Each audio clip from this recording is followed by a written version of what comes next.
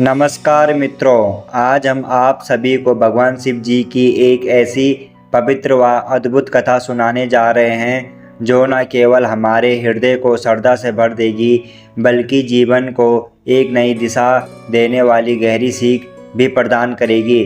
बहुत समय पहले की बात है, हिमालय पर्वत पर कैलाश के दिव्य धाम में भगवान शिव और माता पार्वती विराजमान थे।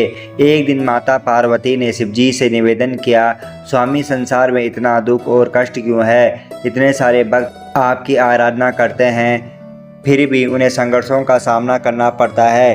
भगवान शिव मंद मुस्काने के साथ बोले, देवी, संसार में कष्टों का कारण केवल भाग्य नहीं होता, मनुष्य का स्वभाव और उसकी दृढ़ता भी इससे जुड़ी होती है। एक छोटी सी घटना के माध्यम से मैं तुम्हें यह समझाना चाहूँगा।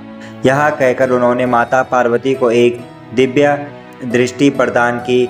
दुर्गम पर्वतों के बीच एक साधारण किसान दिखाई दिया। वह कई वर्षों से भगवान शिव की आराधना कर रहा था, परंतु उसे आज तक कोई वरदान प्राप्त नहीं हुआ था।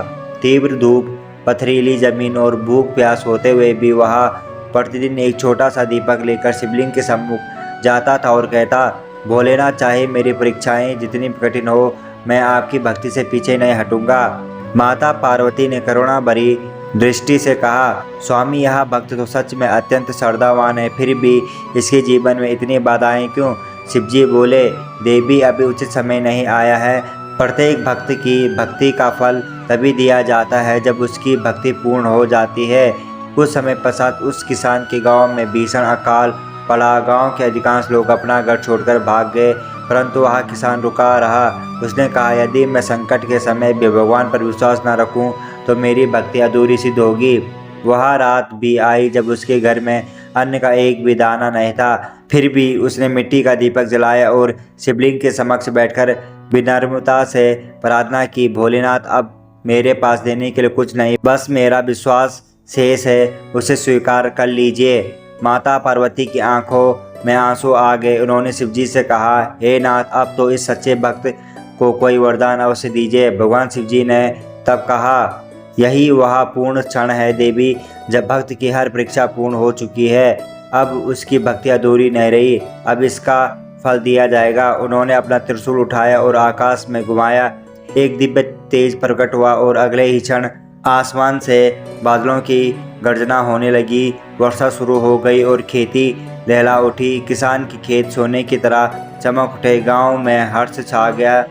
उस रात शिवजी स्वयं उस किसान के स्वप्न में प्रकट हुए और बोले, वत्स, तूने कठिन से कठिन परिस्थितियों में भी विश्वास का दीपक बुझने नहीं दिया। वही दीपक तेरे लिए वरदान बन गया। अब से हर संकट में याद रखना, सच्ची भक्ति का फल भले देर से मिले परंतु अधूरा कभी नहीं रहता।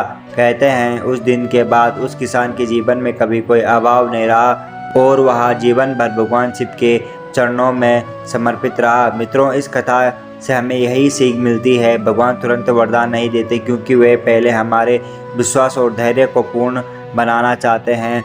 जब तक भक्ति आदि होती है तब तक जीवन में परीक्षाएं आती रहती है और जिस दिन हमारा विश्वास पूर्ण हो जाता है उस दिन भगवान स्वयं आकर सब कुछ बदल देते हैं। अंत में, यदि आप भी जीवन में संघर्षों से जूझ रहे हैं तो बस शिव जी पर अटूट विश्वास रखिए। दीपक छोटा सा हो या बड़ा, अगर वह सच्ची श्रद्धा से जल रहा हो तो एक दिन वही प्रकाश आपकी पूरी ज़िंदगी को उज्जवल कर देगा। ओम नमः शिवाय। दोस्तों, अगर आपको यह वीडियो अच्छी लगी हो तो वीडियो को लाइक, चैनल को सब्सक्राइब, कमेंट में हर हर महादेव जरूर लिखें। आपको मिलते हैं नेक्स्ट वीडियो में। धन्यवाद।